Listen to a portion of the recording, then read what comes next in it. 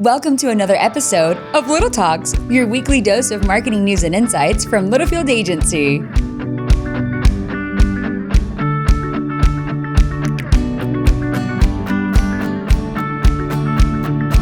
Welcome back to another edition of Little Talks with Littlefield Agency. I'm Sam Littlefield, and with me is Roop. Roop, there he is.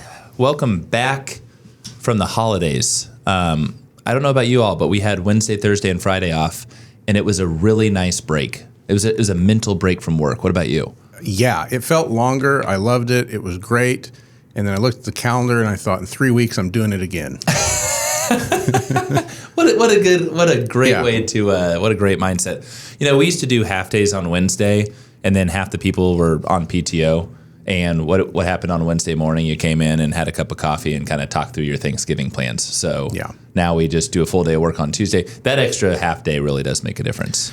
Yeah, and I was worried about, those people that leave on Wednesdays, I was worried about it. And I had no travel trouble. Yeah. No, and I was going to say, so kind of give us the lowdown. You had a nice Colorado vacation. I had never traveled on one of the busy travel days around Thanksgiving. And your entire life, right? My entire life. We've driven, but I never got on a plane. And that's 40 years. It's 35. 35. Anyhow, so my wife and I get up. We go to Tulsa International, air quotes, international. Hey, it's about to be. I'm excited about that. I expected big lines. There were 0 people in the TSA pre-check. We zipped right through. We had an extra hour now because I went early. We stopped and had breakfast. Love it. Yeah, had a great time. We were in boarding group 3, which I'm usually in like 7 or 8. We were sitting near the front of the plane, got right off. We did not check bags, Sam. God. Did not check bags.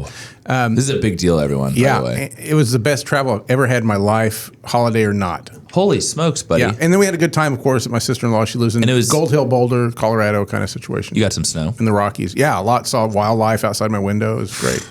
I'm surprised you're back. I'm glad you came back. It was cold. It was cold? Yeah, colder than here. Roop doesn't do cold. I didn't do it for a while. Do it for a little bit? And by the way, coming back, I had the same experience. Dude, oh my God. That never happens these days, especially around the holidays. Yeah, but we had a good Thanksgiving. Nonstop flights are nice, though. That makes a difference. I recommend them. You know, we normally go to Colorado, and it was really nice just being at home this year. I just decided not to do that. Had a fabulous time with the family. Way too much food, but very, very good food. I only put on 3 pounds. Did I see a turkey trot? We turkey trotted, which is maybe why I didn't gain 5 pounds. I was cruising. Actually, I felt very good in my turkey trot. However, though, Andrew Guyer won his turkey trot over in Hawaii like by minutes. Just was cruising. Probably wasn't even going as fast as he could. His time and my time were quite a bit different. Well, the weather probably had something to do with that, I would imagine. Or the fact that he's 18. Maybe that could be a big part possibly. of it, too. Well, we hope you and yours had a wonderful holiday. It's such a, as we said last time, just a great time of year to be thankful, count your blessings. I sent an email to the agency on last Tuesday. I was like, hey, there's 2 rules. I don't want you to think about work. I don't want you to open up your laptop.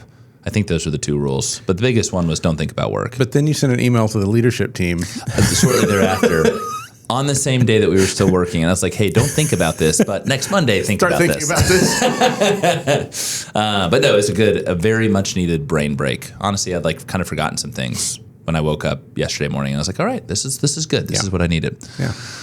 Okay, so we've got just a couple of more topics left in 2024. And that's just a weird thing. It's just December 2nd. This will go live here in a couple of days. But God, I can't believe we're in December. This late Thanksgiving's really throwing me. Yeah. I agree. And if you look at it, says early December, and you look at the calendar, and you're like, there's only a few days left before the break. It's kind of how it feels. We have 14 business days left. Yeah. That's just until we're shut down for the year. So we're going to focus on our one and only topic today, Claude. Lo-fi content FTW. For the win. For the win, baby. That's what FTW is. I knew that. It's a lo-fi acronym. If you've been following along on our LinkedIn, and I even think Instagram and TikTok from time to time, Roop has had us kind of dipping our toes into this for probably, 45 days now? Yeah, somewhere around there. Yeah. Walk our listeners and myself through why we've been doing that and some of the advantages. And first off, what is lo-fi content? What is lo-fi content? So lo-fi content is lo-fi meaning low fidelity for folks that didn't live through the high fidelity LP years. Lo-fi content is informal, unpolished media, usually stuff you might take with your iPhone, Actually, if you're Selfies. watching selfies, things like that, if you're watching this video on YouTube, this is not lo-fi content. This is this is actually hi-fi. Hi-fi, thanks to Brenda. Hi-fi. This is polished. Thank we you, have Brenda. lights. There's makeup. There's multiple cameras. That's the opposite of what lo-fi is. Lo-fi content is unpolished, simple, made with minimal resources. It's the kind of stuff you usually see with influencers quite frequently. They kind of just turn the camera to face them on their phone. They talk to you. They may show you stuff. It feels very authentic and approachable to audiences. It feels like something they could do and they can. So that kind of gives them a little bit of a trust with that kind of content. And it is very authentic, very real. And if check out our LinkedIn on mine, I've done one. I was going to do it again today, but I'm in the same damn sweatshirt. I got you covered today. Okay, that's good. Anyway, I was a little embarrassed. I was like, I don't want people to think I wash my clothes. Just wearing a nice cozy day. But here's the thing: it's very approachable. I actually give credit to TikTok. Because I feel like lo-fi really became a thing when TikTok has really exploded over the last couple of years. Yeah, I think also, I think YouTube kind of laid the ground for that. Yep. You had guys like Mr. Beast and folks that were just producing content where it's just them talking to the camera. There were even things like unboxings, right? Those are not polished. That's just a guy pointing his camera at the thing he bought and he's opening it up and showing it to you. And that's lo-fi content. And I think the not polished is very important here. It doesn't have to be perfect. I kind of stuttered through my thing, Claude. We were talking about my receding hairline. Like it got a little interesting, right? You never do that in a real high polished video, but I think people like to engage with that. I actually just talked to someone. I've been following him on TikTok and Instagram for years. A really cool guy out of LA, and I actually reached out to him and we had this conversation over Instagram. And it's almost like I'm talking to someone famous, and he's not famous. He's just made a name for himself on Insta and TikTok. He kind of is famous. But I FaceTimed him and talked to him over Instagram. It was super cool. It was like he had established a relationship with me as a viewer. And I had never met this guy before, but it's because most of his content is lo-fi. We got Denise MacArthur in the house, which is just former LA employee. It's great to have her. She just waved. Throwback. But anyway, so talk us just from a building engagement standpoint, it kind of alludes to what the story that I just hit on. But I think there's some major pros into your brand looking into this. And then also the applications, Roop. Let's walk through that. So the thing you're going for is authenticity over perfection, which you just mentioned. It's okay to stumble or fumble as you're making it. Most of the time, it seems unattainable. You're like, well, why would I do this? My content needs a big budget behind it. My commercial needs a massive, but not always. Sometimes there's a way to tell that story with an authenticity in a honestly kind of cheap way. The barrier to entry for lo-fi content is you need a phone. That's it. Budgets are very limited in these things. They usually apply to more specific platforms like Reels or Stories or TikTok, like we've talked about before, because lo-fi content tends to be video content, but it's not always video content. I don't know, he's the one I'm thinking of right now. Mark Zuckerberg has kind of started to produce some kind of lower-fi stills and images of himself where, there's not a photo shoot going on, lights and makeup. It's just him doing goofy stuff, and he posts it. And so you can do photos or video, but generally it tends to be video. And can I stop you on that point? Because Roop came back from Inbound and presented on a lot of some of these takeaways. And this isn't a direct Inbound takeaway, but played to it. He actually brought up Zuck, and it was back in the day when Facebook was Facebook, and he's up there on the big stage like Steve Jobs was, and he's super polished, very well dressed, or in his normal Zuck wear. And the examples that Roop brought back is now it's him drinking a beer, wakeboarding on the lake, and kind of having this conversation. He was with the CEO and founder of NVIDIA, and he's got this super cool wintry jacket on, hanging out at a barbecue. And it's just again, I think people they relate to that sort of content. That's him trying to reinvent his personal brand. But I mean, he's doing a good job. Any brand there, what they're doing is they're kind of dropping the barriers to accessibility. They make you feel a little more relatable in that way when because like I said, anyone can produce this kind of content. So when a big brand does it, well, I could do that. Wow, I mean, that's kind of clever how they handled it. And one thing, as we think about this towards B2B, right? You guys have so much opportunity in the sense of highlighting. So it could be a product manager, in the factory, and they're talking through a latest and greatest something. It could be we've talked about really simple how-to videos. Hey, I'm here on this skid steer. I'm here on this zero-turn mower.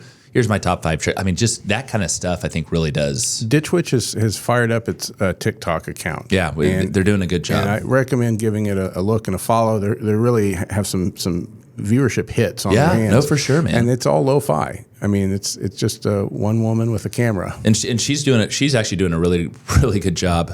She's out and about. She's in the office. Like, again, it's just that way of highlighting personality.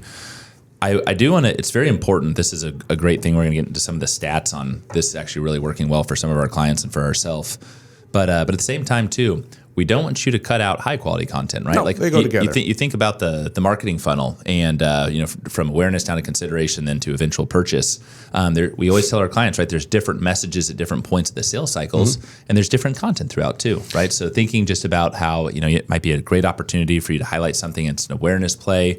As you get further down the funnel, that strategy may totally change. Yeah, you may run, a TV ad or YouTube ad or something that's a very polished. Strategic message, right? It's very, lo-fi is strategic too, but it's very polished. But if you think about lo-fi content as the kind of content you might publish or put up on social, that's kind of where that lives. Yeah. Tends to be. So you don't put your TV commercials up as your Facebook post. You can, but that's kind of you house them on YouTube. Great, yeah, that's but wonderful. I expect to see those as paid ads. Yeah. Lo-fi content generally is not promoted. It's digestible, quick, move on. Very well thing. said. Very, very well said.